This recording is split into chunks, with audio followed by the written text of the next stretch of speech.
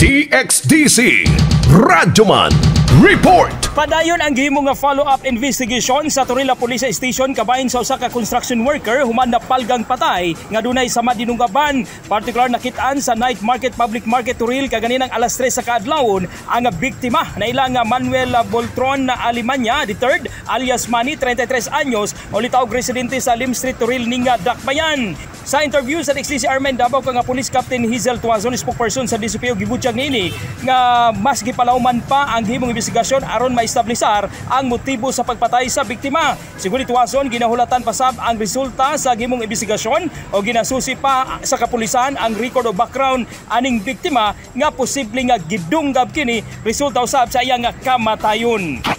Nagkandak sa follow-up investigation ng kapulisan sa Turil Police Station, sir, no? Kung sa'yo mo si Manny nagpunggap aning mong biktima.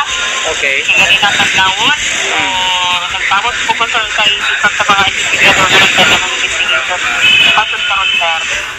Ikan sa Davao City Police Office kung DCPO kasama mo sa balita o serbisyo publiko, reaching millions nationwide in worldwide for 70 years, Radyo Mandon Pulayaw, Tatak RMN.